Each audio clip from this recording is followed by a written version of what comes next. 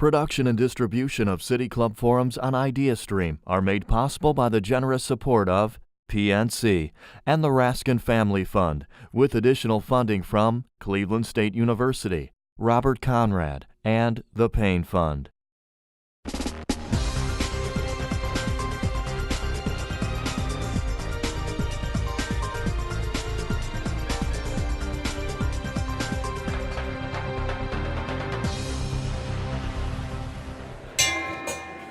Good afternoon and welcome to the City Club of Cleveland. My name is Paul Harris and I am president of the City Club's Board of Directors.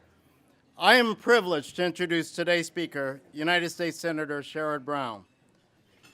In his 1931 book, The Epic of America, writer and historian John Truslow Adams wrote of the American dream, describing it as, quote, that dream of a land which life should be better and richer and fuller for everyone, with opportunity for each according to ability or achievement, end quote. Recent studies indicate that this American dream is becoming further out of reach for many Americans. A Pew Research Institute analysis just a few weeks ago found that from 2000 to 2014, the share of adults living in middle-income households declined in 203 of 229 U.S. metropolitan areas examined. The analysis also found that in many metropolitan areas, the income tiers above and below the middle class have also grown over time, in effect creating a hollowing out of the middle class and contributing to growing economic inequality across the country. Of course, the decline in the middle class has been a prominent theme in both the Democratic and Republican primary campaigns, as candidates on both sides of the proverbial aisle use it to pitch their ideas on health care, housing reform, college education costs, job creation, and other issues. Most seem to agree that a thriving middle class is integral to a robust American economy, but there are far-ranging ideas on how best to achieve that objective.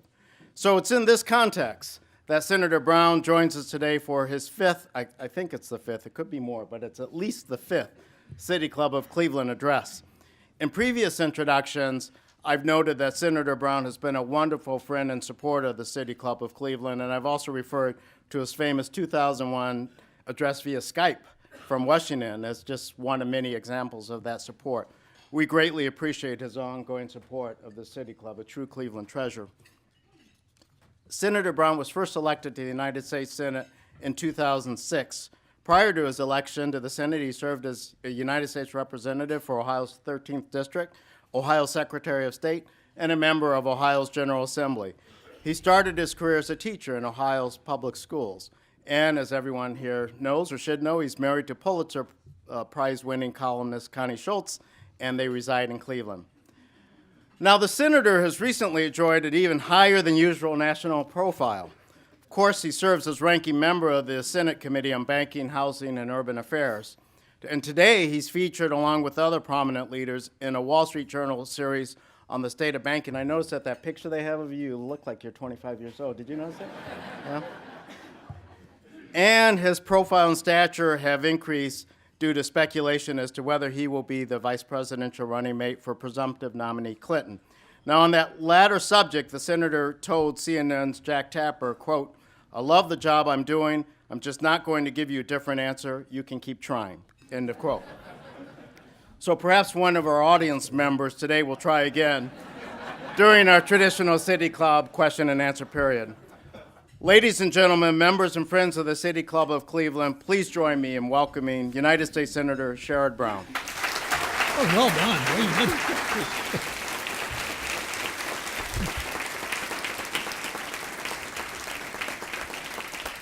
Paul, thank you. Paul, thank you so much. And a special shout out that already was done, but towards Paul for his work at the City Club. He has done more introductions, served as the president of the City Club longer than anyone else, and thank you for your service here to the Citadel of Free Speech and your service in so many other ways at Key Bank. Also, I've mentioned before when Paul's introduced me that he is the chair of our Judicial Selection Committee for the Southern District federal judges, and he is in the process of reassembling our committee to choose a judge to recommend to me, and I recommend to the president for a federal judgeship in the Southern District. So thank you for a totally volunteer effort. My wife Connie is here, and she is flanked by two of her and my favorite Clevelanders, Dolly Minter and Carol Hoover. So I'm so glad that all three of you are here. As I think you probably have heard, we're going to have an influx of visitors in just a few short weeks into our city. I am thrilled, and I think regardless of political party, and I think I can speak for almost all of you in this room, I am thrilled that the Republican Convention is coming to our city. It will showcase our city on a national stage when the country looks at Cleveland, Ohio in July. When the world looks at Cleveland in July, they're going to see a city that defies stereotypes. We're an industrial city, but we're so much more than that. We're the only city in the world with a statue of Gandhi on a street named for Martin Luther King. Some say Superman was created. I say actually Superman was born in Cleveland. We're the home, as Connie likes to point out, writer as she is, we're the home of the first open shelf library in the United States. Our emerald necklace, there's nothing like it really in the Midwest. Our emerald necklace runs into one of only a handful of national parks east of the Mississippi. I don't think Clevelanders and Ohioans quite understand how big a deal it is that we have a national park in this state. And I've offered to talk about all this and to give a speech about Cleveland's heritage at the convention, but for some reason they just haven't called yet. In addition to the coronation of Donald Trump, Republicans will bring some $400 million into this city through full hotel rooms, through packed restaurants and busy shops, in crowded buses, taxis, and a whole lot of town cars. But I hope the parties and the confetti don't obscure the fact that Cleveland, like much of this country, like much of Middle America, much of all of this country, that Cleveland is still hurting. 2.5 years ago, on a cold, snowy day in January, I attended a Martin Luther King breakfast. And a minister there said something we all know, but we don't think enough about. He said, your life expectancy is connected to your zip code. Whether you grow up in East Cleveland, whether you grow up in Shaker, whether you grow up in Westlake, whether you grow up in Appalachia, or a town like where I grew up in Mansfield, your life expectancy is connected to your zip code far too often. It determines whether you have access to quality health care, to the social support necessary to succeed, to a good education system. And unfortunately, many of the zip codes that are most lacking in opportunity are in this great city, and in cities like it that have been hollowed out due to globalization and policy choices that have been made in Washington. Connie and I moved into the city a few years ago. Our home is just south of Harvard, just south of North Broadway, just south of Slavic Village. The zip code is 44105. The housing crisis came to our state in places like Slavic Village before it hit the Sun Belt states. It was a slow burn. It was not about speculation. It wasn't about the boom and bust cycle that happened in California and Florida and Arizona. Beginning in 1995, and think about this, Ohio had 14 consecutive years of more foreclosures than the year before. 14 years in a row throughout our state, not just Cleveland, throughout our state, Ohio had more foreclosures than the year before. It was a result of a declining industrial base coupled with the kind of predatory lending that sunk its fangs into communities like Slavic Village. In the first half of 2007, my zip code, 44105, I'd said, 44105 had more foreclosures than any zip code in the United States of America.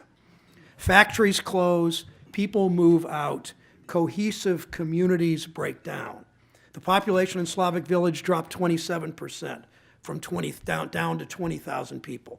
Other parts of Ohio, other parts of our country may not be struggling to the extent that Slavic Village is, but too many Americans everywhere are still hurting. Let's look at another zip code. Go to Fairview Park, 44126. Solid, working class, middle class neighborhood. Sort of place where you might find the person in the economic middle, the typical American. Look back 4 decades ago, a couple of East Coast political scientists searched for the person in the economic middle, the most representative of all Americans. They settled on the wife of a union machinist, 47 years old in Dayton, Ohio. Let's call her Joan for a minute. If we look at Joan's household 40 years ago, she was solidly middle class. Her husband had a good paying union job. She and her husband had a decent defined pension benefit because of their union negotiated pension. When her husband retired in the early 1980s, this is Joan coming from 1971, making that contrast. When her husband retired in the early 80s, her family could count on the median defined benefit of about $10,400 in 2015 dollars, coupled with a Social Security check, again in 2015 dollars, of about $1,000 a month. Today, the typical American, let's go back to Fairview Park, may be more like a 55-year-old woman whom we'll call Sheila. Many of her Fairview Park neighbors have little retirement security, no wage growth, and in the great majority of cases, no union to fight for them. Sheila may have a 401k, but she likely has no defined pension benefit. She'll retire with less than, and this counts her 401k if she has one.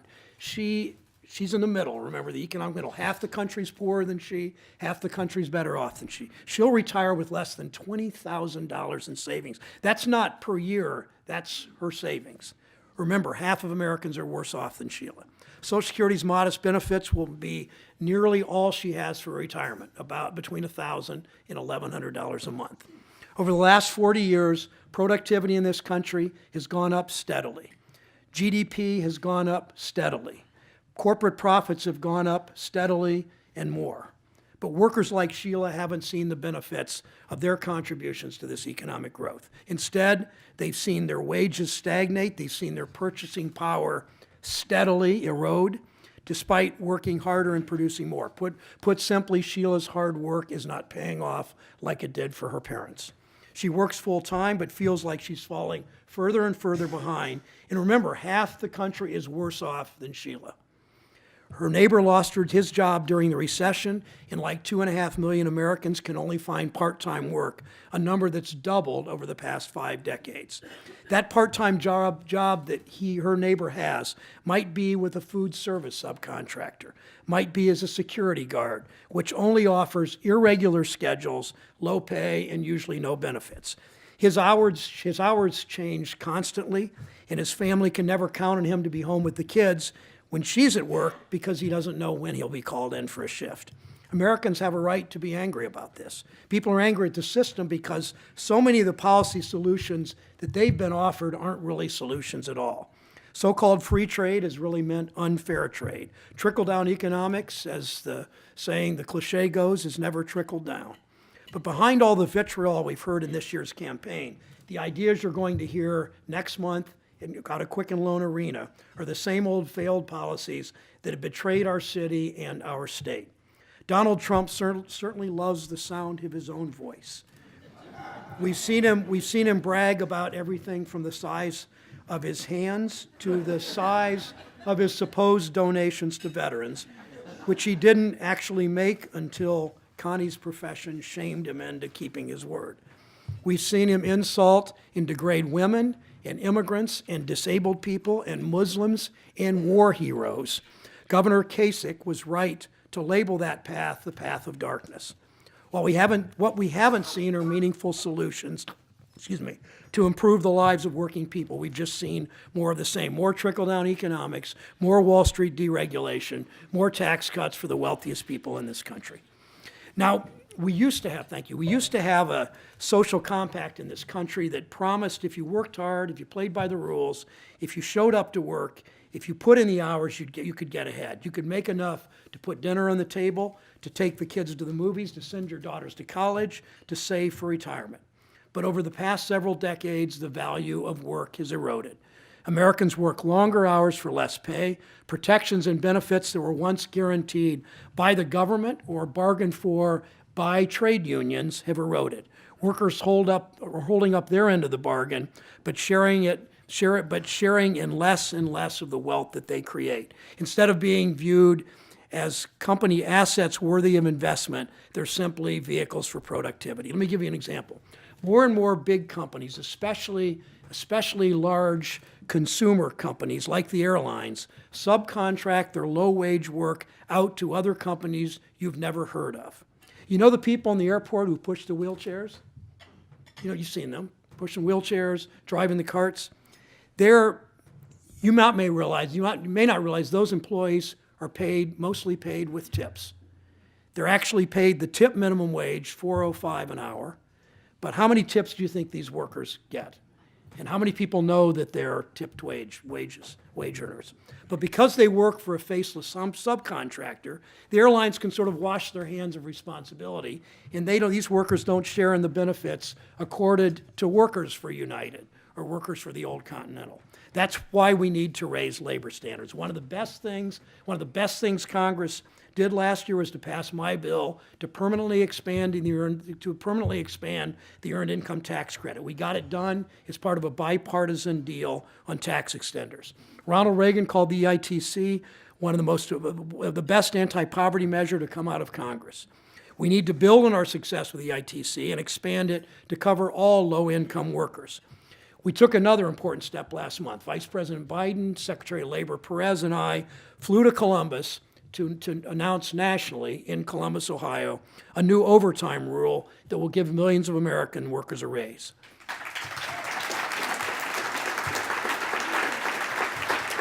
Thank you. Right now, before the rule change takes effect, millions of American workers making $30,000, $25,000, $30,000, $40,000 a year, millions of American workers making $25,000, $30,000, $35,000, $40,000 a year are classified as supervisory. They work as much as 50 or 60 hours a week. They don't get paid a cent, let alone time and a half for those hours over 40. 140,000 Ohioans fall into that category. As the Vice President said in the announcement, when the middle class does well, the rich do very, very well, and the poor have hope. The middle class does well, the rich do very, very well, and the poor have hope. These aren't workers looking for a handout. They're just looking to be paid for their work and be paid what they're worth. We need to do more to ensure their hard work's rewarded. That means raising the national minimum wage to $15 an hour.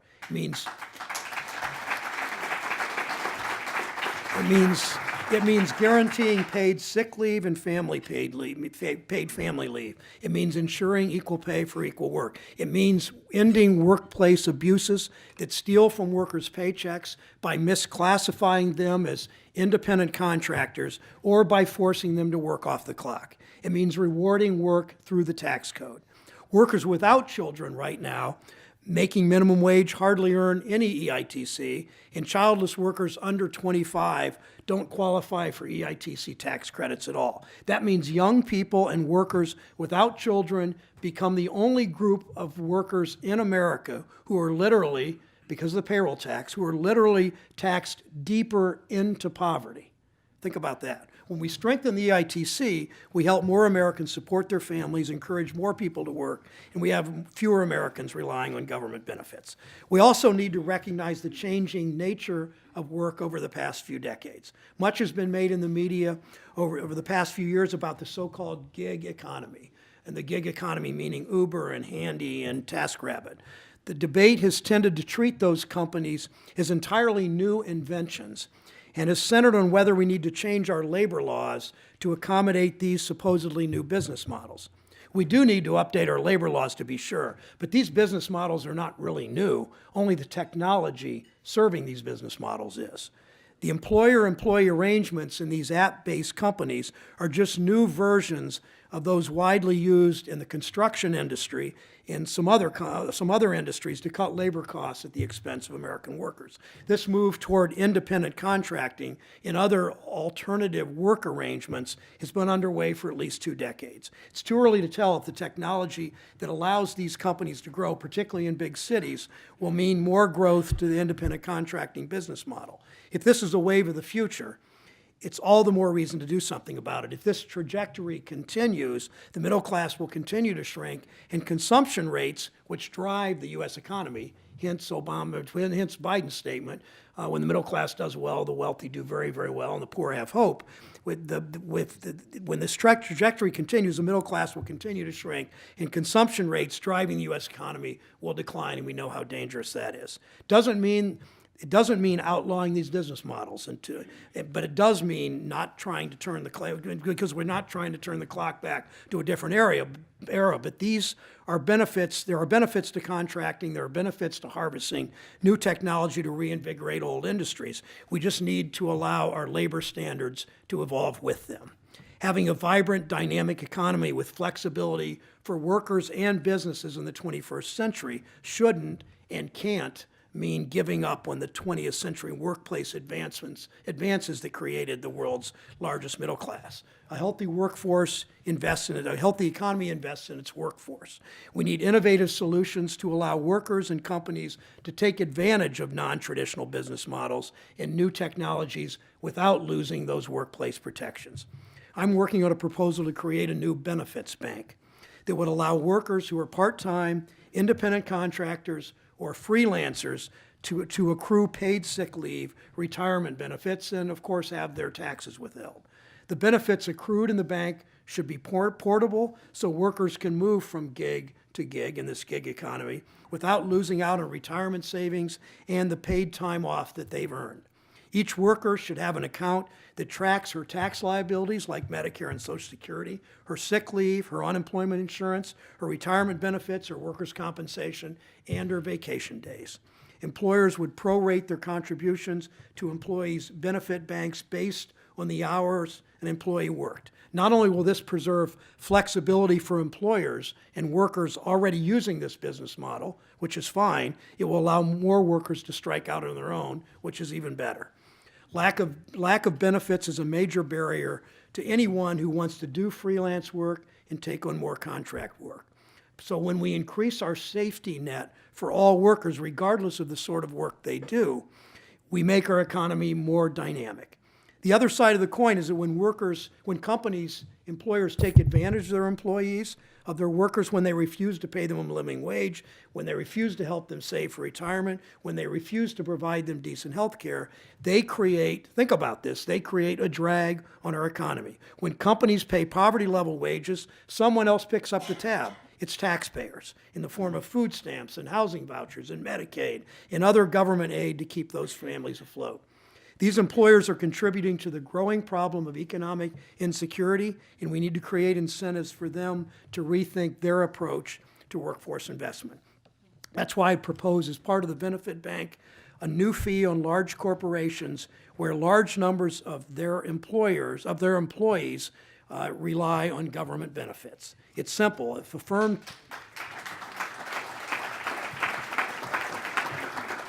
it's pretty simple. If a firm chooses to pay its workers so little that many are forced into government assistance, then that firm must reimburse American taxpayers.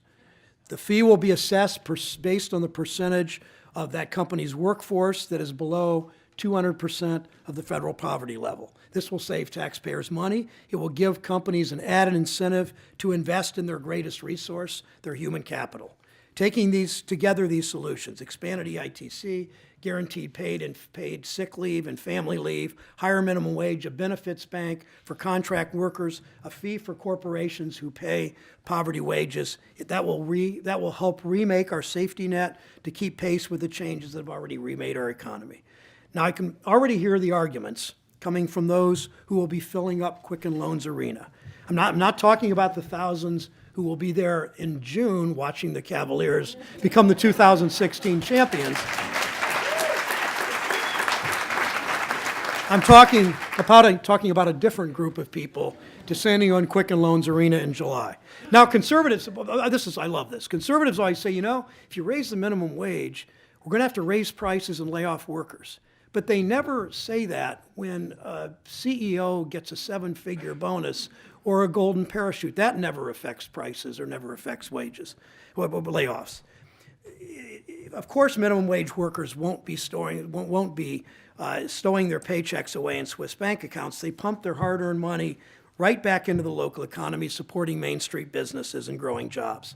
Our country, in the end, is only as strong as the families in zip codes 44105 Slavic Village, our neighborhood, or 44126 Fairview Park.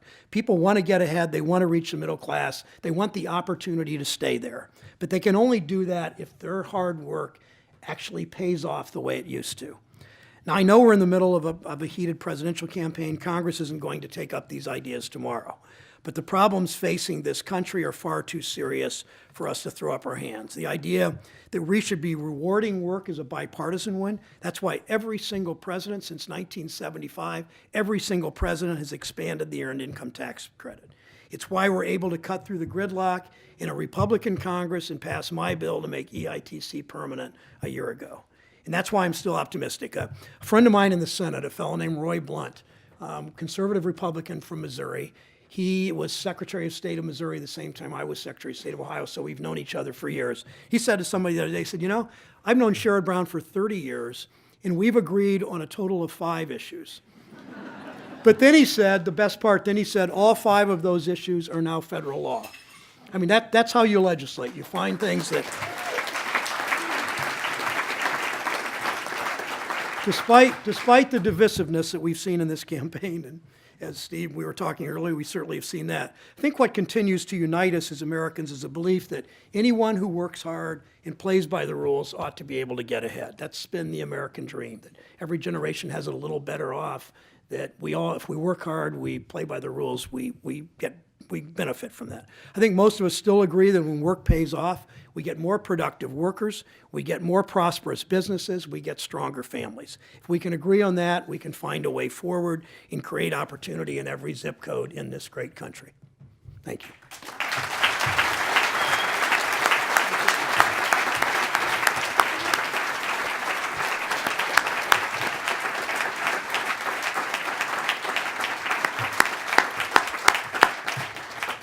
Today at the City Club of Cleveland, we are enjoying a Friday forum featuring United States Senator Sherrod Brown. In addition to being entertaining, I have to point out he's right on time, so he's preserved a good amount of time for questions and answers. So we welcome questions from everyone here, City Club members, guests, students, or those of you joining us via our radio broadcast, webcast, or our live simulcast at the Parmer Snow branch of the Cuyahoga County Public Library. And if you'd like to tweet a question, please tweet it at the City Club, and our staff will endeavor to work it into the program. Holding our microphones today are City Club Director of Programming, Stephanie Jansky, and City Club Content, oh, you have friends here, and City Club Content Associate, Teddy Eisenberg. We have to clap for him, too. First question, please. To me, very, very good speech, but we have a major epidemic, teenage pregnancy in this country. The teenager has no chance, the mother has no chance. We've got to do a better job of for one, preventing teenage pregnancy, but once we have that teenage pregnancy, we've got to take care of that teenager, get him back to school. That kid has got to have a chance. We're doing nothing constructive, as I see it, that other countries do to get these people being taught by or raised by competent people and become solid citizens. We're promoting gangs, crimes. Any suggestions? Well, first thing you don't do is, if you're a member of the legislature, is cut funding for Planned Parenthood. That's the first thing you don't do.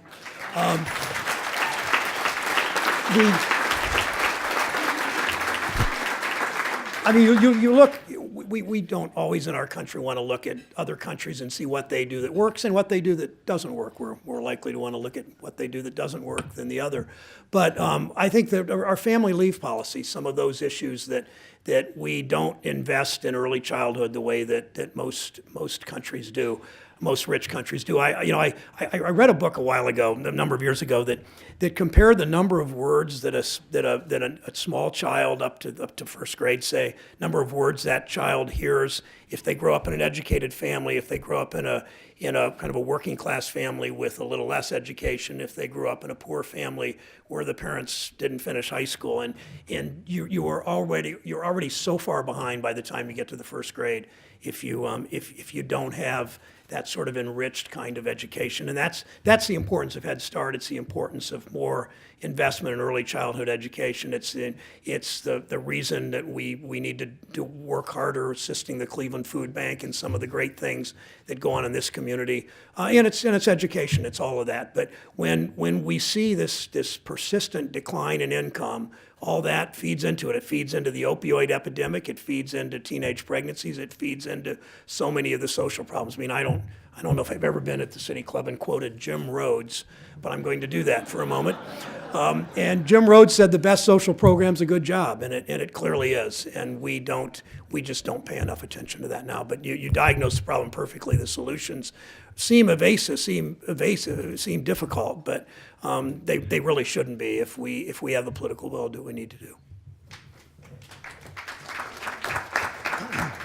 Sherrod, I wonder if you could comment on why the House is nickel and diming the efforts to prevent epidemics of Zika and Ebola in the United States.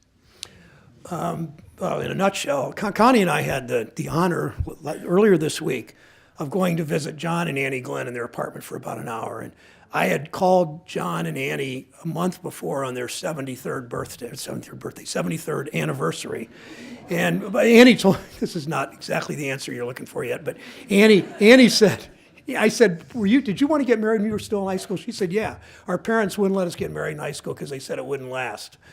And so they had to wait like 3 more years to get married, but they've done all right. But what John, the thing that John and Annie just have incredible they just have such a moral center to them. And the thing that bothers John Glenn the most about our country in the last 20 years, about Congress anyway, is that almost every elected Republican took an oath from Grover Norquist saying they would never vote for revenues. They wouldn't close tax loopholes, and they wouldn't vote for revenues. And look where that set us. It's meant that we underfund CDC, we underfund with the money, the very inadequate amount of money the House, as you said, that the House appropriated was money for Zika taken out of Ebola instead of real dollars in public health. And I know I've talked to this metaphor before. I wear on my lapel a depiction of a canary in a bird cage. It's largely about public health. 100 years ago, the workers took the canary down in the mine. And in those days, the life expectancy was about 45 years in this country. Today, it's 3 decades longer, in large part because of public health, because we invest in everything from workers' comp to Medicare to safe drinking water to public health. And look what we've done. We've conquered smallpox. Smallpox killed literally hundreds of millions of people in the 20th century around the world. Polio, many of you in this group, the Boy Scouts certainly accepted, but many of you in this group remember going to school with a couple of kids at least who had polio and walked with a limp, had some disability because the fear that families had about their kids in the 50s and prior to the 50s about polio, we conquered polio. The Ebola virus, zero, in spite of the scare from Fox News and Rush Limbaugh leading up to the 2014 election, when we were all going to die from Ebola virus and we were supposed to not allow any Americans to fly out of all those things. 0 people in the United States contract the Ebola virus and died because we have a great public health system. But it's stretched thin. We're not doing what we need to do. And I just urge all of you to put more pressure on House Republicans on this to come up with anything close to the president's budget, because it's not just Zika this year. It's a public health system that builds on year by year and really does. Public health's all about helping everybody live longer and better lives. It's not about the rich, it's not about the poor, it's everybody. The Centers for Disease Control is the best organization of its kind in the world. There's nothing close to doing what they've done, and we are giving away so much if we let that agency and our public health officials in Cleveland and Cuyahoga County, if we let it atrophy. The last point about that, speaking of investment, I was meeting with the Cleveland Health Department 2 months ago maybe, and we were talking about housing in Cleveland. About 80 to 90% of the homes in Cleveland were built prior to my birth date prior to the 1950s. About 85% of the homes in Cleveland. I asked them, of that housing stock, the 80% of the housing stock in Cleveland, the homes that were built World War II or prior, what percentage of them have toxic levels of lead? You know what they said? 99. It's, we read about Flint and water, and that's a serious, serious problem. But the bigger problem is the homes and the dust and the paint. And when you open a window with a pulley, the kind of place Connie used to live in, Shaker, when you open the window up, the dust flies off the cords, the ropes on the pulley. The homes in parts of Cleveland that used to be smelters, and there used to be smelters in those parts of town. The homes, the dirt around those homes. Nobody thought about this before. The dirt has high toxic levels of lead. All of those public health problems we better address, because your question about kids and having a chance in living what we would call more prosperous, normal lives, they're so behind the curve if we don't deal with the problem of lead.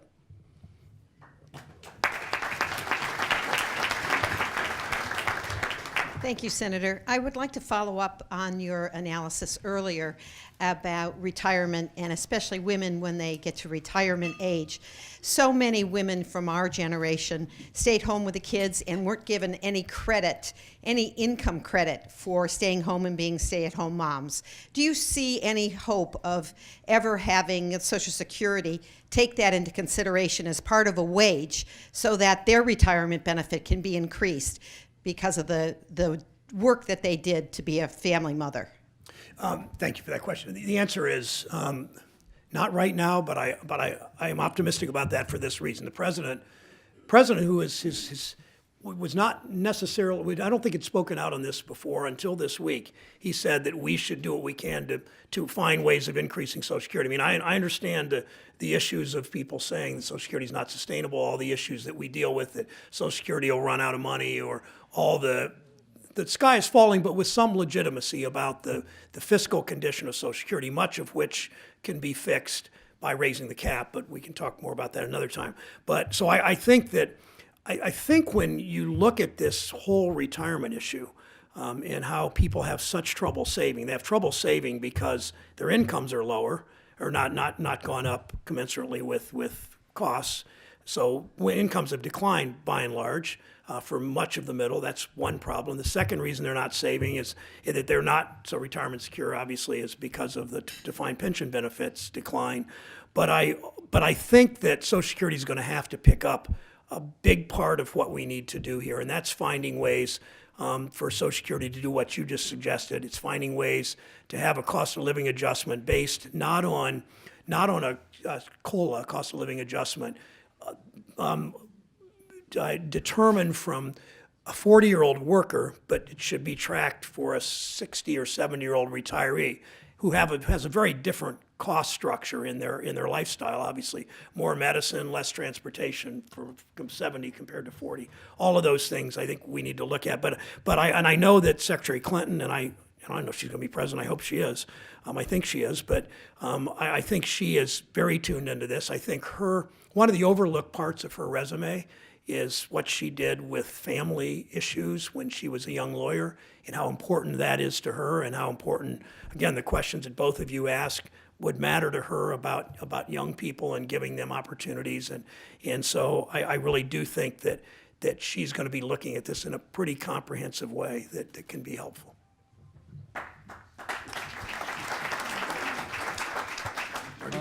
Hi, Senator.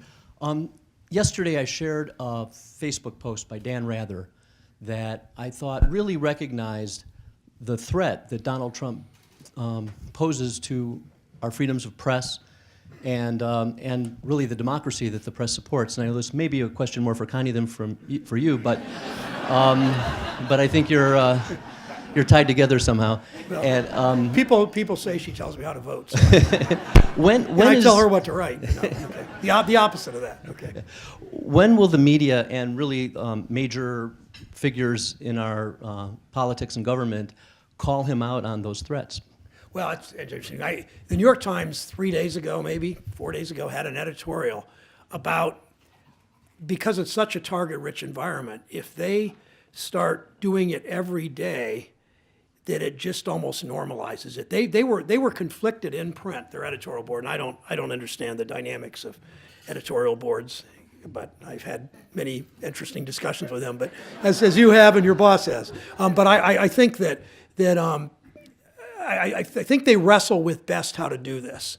In some ways, every criticism he gets plays into his base, but I don't think his base is nearly as large as a lot of people think. I mean, I have great concern about Trump, but I think that if we do what we need to do, he will not be president of the United States. But I also think that he could be, and so it is up to the media. I don't know how to answer your question other than it's most important what we can do individually is talk to people. I mean, in some ways it doesn't really matter what the Plain Dealer or the New York Times writes about Trump, nor does it matter what an elected official says about Trump. It matters what you say to your friends about Trump, and put it in some historical context of respect for the media, respect for women, respect for people's religions, respect for people with disability, all the things that you can reach voters with one at a time. Because that's how you That's how you discredit a demagogue, not by pounding him on him through the media that he so blames for everything anyway. That might be helpful, it might not, but what you do individually to discredit, I don't care if you discredit him personally, but discredit the views that he purports to have out there. Senator, Jay, good hi. afternoon. First of all, it means a lot to us Clevelanders that you and Connie moved to a Cleveland address, and I just want to And we love acknowledge living that. there. Thanks. Probably surprise to many people in the room here, but in the federal budget at the beginning of this year, a unimaginable case of bipartisanship broke out, and you and and Senator Portman teamed up to stand up for Clevelanders and 17 other states to break loose TARP money for hardest hit states, one of them being Ohio. And many of the things that you addressed in your opening remarks could be addressed through these funds that were targeted to these states. The federal government did its job, and thank you for taking that stand. Unfortunately, our state government fell short and failed, perhaps intentionally, to do its job and shortchanged cities like Cleveland over $100 million in funds that are sitting there to be accessed by us. Can you help? Can you give advice? Can you help us correct a application error for funds that we really are owed and desperately need and will not ever have a chance to see again? Thank you, Senator. Thank you for that, Jay. Thanks for bringing up that question. Two things to read about what Jay's talking about. One is the Akron Beacon Journal editorialized on this whole hardest hit fund issue about 6 weeks ago, soon after the application was changed at the last minute in Columbus, the Ohio Housing Finance Agency. The second piece to read is Steve Koff of the Plain Dealer, who's a fabulous reporter and did very good in-depth work looking at Freedom Information Act, looking at emails about what happened on this. And I'll summarize as quickly as I can. Senator Stabenow, representing Michigan, and I got in a end-of-year appropriations bill, got $2 billion for the hardest hit fund. This money can be spent three ways. It can be spent for home demolition in blighted areas. It costs about $11,000 a home to remove a home and clean up all the asbestos and the wire and everything you have to do. About $11,000. It costs about $60,000, second alternative, to renovate a house, meaning new windows, clean out any of the asbestos or anything, and paint and do all the things you need to do a renovation. An average of $60,000, and it costs about $12,000 a house to remediate the lead. That doesn't mean remove, it means clean and paint. So that keeps that home safe from lead poisoning for 6, 8, 10 years, depending on the condition of the home and depending on the way people live in it when they live there. So this money, most of it was going to go to demolition. Well, my staff, the banking committee, because I'm ranking in banking and it's a housing issue and that's part of the banking committee. The banking staff, I personally, Treasury Department, all talked to the Ohio Housing Finance Agency every day or two. I didn't call every day or two. I talked to them during the process. My staff in Treasury Department talked to them almost every single day leading up to that application. The application was written in a way, Ohio, of the $2 billion, Ohio would have gotten $350 million of it. Think of the percentage of that because of the way we wrote it. Michigan was slated to get something like 280 of that. We were the two biggest states, partly because we have the biggest problems, partly because we wrote it to help cities like Cleveland and Detroit and Toledo and Dayton and Youngstown and Mansfield and everywhere else. So we were talking to them right up until the end. At the end, we think, when Jay's little phrase there when he said on purpose or not, I think is how you said it, it looked to me, and I don't know this, but they changed the application the last 48 hours or so, it looks like, from what we thought at the time and what Steve Koff's article suggests. And what they did was they wanted all the money to go to, almost all of it to go to demolition. And they were not, the Treasury Department said, you do that, you're going to lose a lot of money. So did we, so did others. They went ahead and did it. The only explanation that makes any sense to me is philosophically, The people in charge of state government didn't believe that we should spend money keeping people in their homes. We should spend money instead knocking down these homes and starting again. That counseling, and part of that also was counseling. I left that part out of the three buckets. Kind of part of it is money for counseling, so that you won't be foreclosed on. You can find a way to work out with the bank. If you as a homeowner don't have great sophistication, and the bank people you deal with, the bank are a little more sophisticated than getting a counseling service in the neighborhood, and there are great ones in Cleveland, AHS and others right on Broadway that I drive when I drive downtown, go by it every day. That they could help people keep people in their homes. The Republicans have always objected to that whole idea of counseling, to spending public money to keep people in their homes, and unfortunately, it looks like that digging in the way they did, that changing the application, looks to have cost the state $150 million in hardest hit funds. And I don't know if the only solution is this: if other states are as inept as Ohio and they don't spend all their money, there will be a third round and we can reapply. And that's, as I said, I'm usually optimistic. To Janet's question, to other questions, I don't know how to be optimistic. Connie can attest this. I've never been so angry at anything in my professional life that I can think of as I was when I saw what they did, because we were sure that we were going to get, we were sure we were going to get $350 million. I said it publicly. I don't care if I was embarrassed, because I wasn't. I'm not embarrassed for me. I was embarrassed for what it meant to our state. But it was just, it's just, I'm still flabbergasted by it.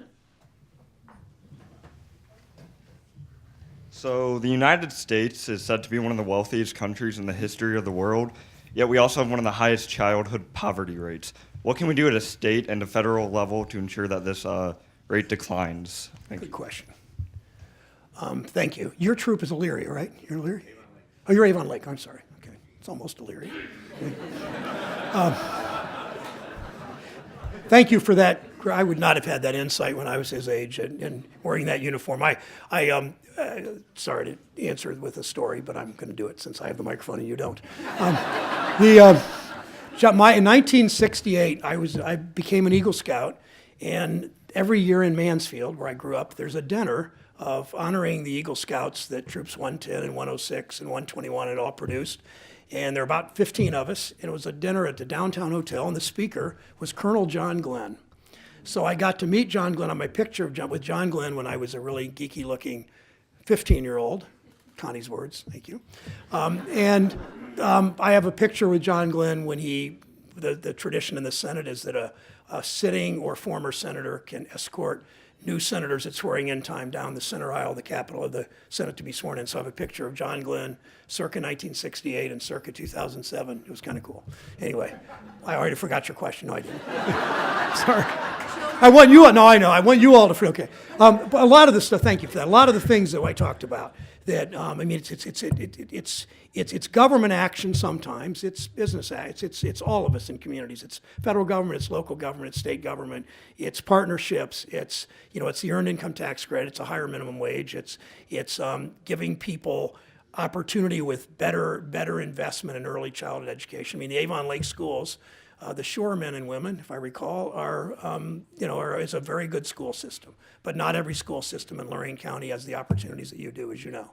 And we've got to do better. And that zip code story has so stuck with me ever since I heard it. That if your zip code, if it's Avon Lake, you're going to have more opportunities than if it's downtown Lorain, as you know, or if it's Appalachia. And we've just got to do better. I mean, when Ohio, this is just. I don't mean to beat up on state government because it's really all of our faults. Ohio is 50th in the country in infant mortality for black babies. And we're 47th overall for infant mortality. We're not a poor state. We're not the richest state anymore like we might have been 2 generations ago, one of the richest states. We're more in the middle. But that our infant mortality rate, and so often the kids that are dying young, they're in the shadow of the Cleveland Clinic, or they're in the shadow of Nationwide Children's Hospital in Columbus. So it's not, and I know these hospitals are really doing, a lot of them, including the clinic in UH and especially Metro, Kristen, but are really doing yeoman's work on dealing with this. But it's so much more than that. It's the lead, it's the parents' education level, it's the the income level of people. It's the school system. It's all of that. And we just, and that's why, and I'm not here to campaign for Hillary, I'm really not, but that's why somebody with a background that's had such an intense interest on it takes a village kind of, I think she wrote that in her book called originally, about raising kids, and we just got to do way better. But thanks for, you can make that your Eagle project on doing something with this, okay? Okay. Hello, thank you for speaking with us today. I had a question regarding the $15 minimum wage. Yeah. So you said that you support this for the United States as a whole, but as I'm sure you're aware, we're currently debating this issue heavily in Cleveland. What kind of roadblocks are in place that are preventing us from making this a reality, and how do we get around them?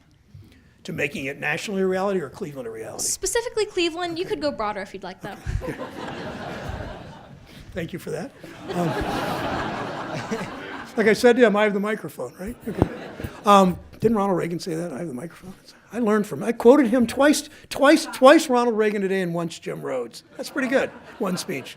Sorry. I support the $15 minimum wage nationally. I support the efforts. I think that I'm hopeful that SEIU and the people pushing $15 in Cleveland will sit down, both sides, the mayor, the business community, the union, and the activists on $15 will sit down and figure out what's the best way to do this for Cleveland. We all agree it should be national. We all agree if it's not national, it should be state.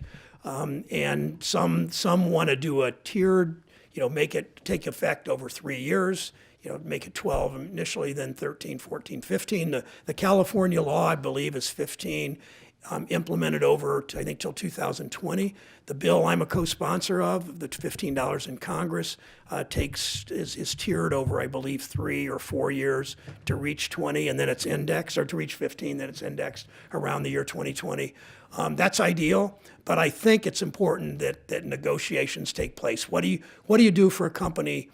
For a company that's it's right on the edge of town, and particularly if they're a retailer, do they move somewhere else if you raise it immediately to 15? That's a question to answer. But when I look at, ideally, I think the most important part of this $15 an hour in Cleveland is that the big employers, the really big employers that hire a lot of low-income workers, and those are hospitals and hotels especially, that they raise their wages. I know that I had a meeting with Toby Cosgrove recently where this Cleveland Clinic is raised to 12. UH has done the same. Some of these big institutions subcontract in some cases their food service or their security or their janitorial. I'm not sure what each of those does, so I'm not accusing anybody of anything here. But I know that can't be a loophole, that we need to find a way for the big institutions especially to raise their wages. And I just hope that both sides can sit down, come to some agreement. There will be pain. I understand employers, for good reasons, don't want to jump that high that fast. But I also understand that we're seeing in companies in higher profits, higher productivity, and wages haven't kept up, and we've got to do something about it. So Ms. Schultz and Senator Brown, thank you for choosing 44105 in which to live. I have the pleasure of working with a lot of businesses throughout Slavic Village, many of whom are manufacturers that have openings all the time, mainly because folks in the baby boomer generation are retiring. And they tell us that they don't have a problem finding folks who want to take those jobs. They're always looking for folks who have soft skills and who can pass drug tests. They're not necessarily looking for trained professionals to take these $40,000, $50,000 jobs. What can we do about this? Well, that's a good question. I hear that all the time.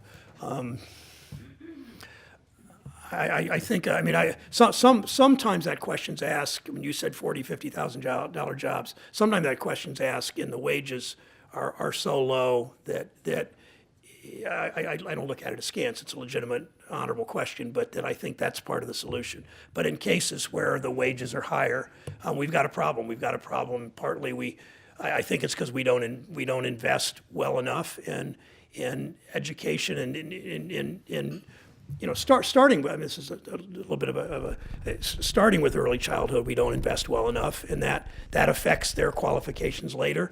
I think what we've done with career centers has been pretty spectacular in this country. What we've done with community colleges is equally so, maybe even more so. And so I think part of it is that. I think the solution seems pretty elusive because people have been asking that question for 5 years now. I mean, I do roundtables in every place in the state, and I've been to a lot of small towns where I'll sit with 15, 20 people, and there's always a small company or a company of 100, 200 workers that they can't find people. And the answer is they can't, they talk about drug tests, they talk about the soft skills, they talk about people not thinking they need to show up to work every day. And those are, I would add one other thing. I was talking to Mayor Coleman in Columbus, who was one of this country's great mayors for many years, and that city is pretty amazing now, in part, not wholly because of his work, but part. And he was saying, this was in 2007, and President Bush at that point and the Congress had cut summer jobs programs. And we scaled it back up during the Recovery Act with Obama, but then the budgets just made it damn near impossible.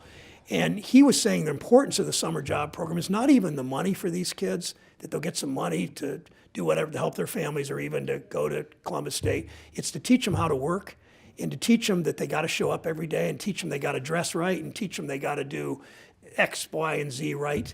And when we lose these summer jobs programs, one, kids are going to more likely get in trouble, of course. But second, it really is the time when somebody's 15 or 16 years old, you hire them to work in the city parks, and maybe their work isn't the most important thing for the society, the work they do, but it is the training for these kids to give them a bit more of a chance in life. And I mean, I didn't have that problem because my dad gave me no choice but to work on our family farm, and I complained because I had to work so hard, but I learned to milk Guernseys and tell farm jokes on the ag committee, so it's kind of cool.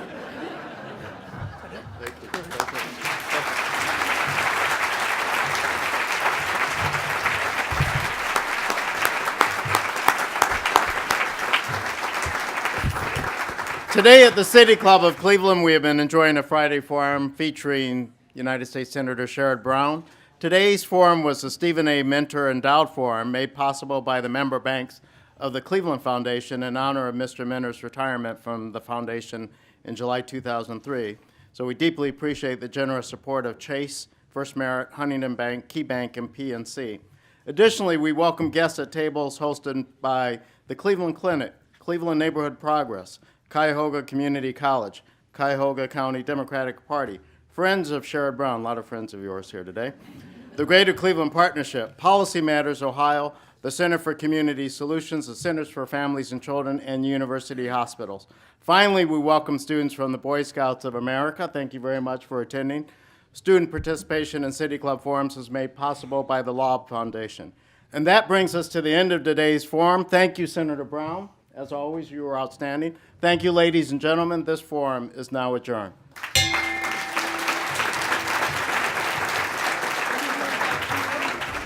For information on upcoming speakers or for podcasts of the City Club, go to cityclub.org.